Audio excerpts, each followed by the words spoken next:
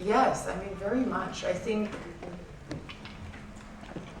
in a broad spectrum, when you look at fairy tales and you think about how many hundreds of years back they were written, there's something about the stories that feel, when you look at them today and how we are translating them to a new audience, at their core, they're still the same story. They're stories of, they're cautionary tales of what not to do, and they're tales of morality and tales of the constant fight between dark and light and good and bad, and the fight that we have just as human beings. And I think that there's a correlation to things that are happening in modern day life that you can make within any fairy tale. I find myself reading to my son at night, you know, fairy tales, and I'm kind of discovering now these stories now as an adult, because I wasn't raised on them as a child myself.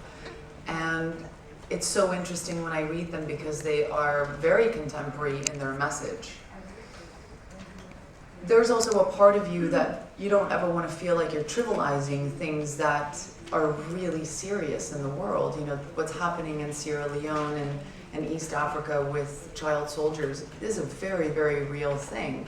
But I think there's always something nice about cinema, that we can make it feel like we're holding up a mirror to society and somehow reflecting something that's real, and ground storytelling in that.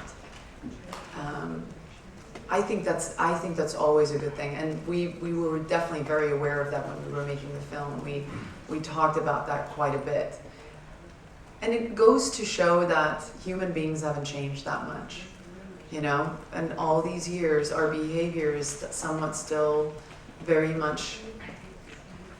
It's you know, small details, and there's a degree of difference, but really at the core, like as people, as human beings, we haven't changed that much. We're still incredibly power hungry, and we're still incredibly cruel to each other.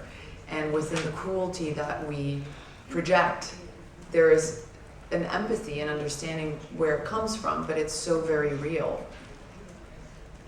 Thank you. Channel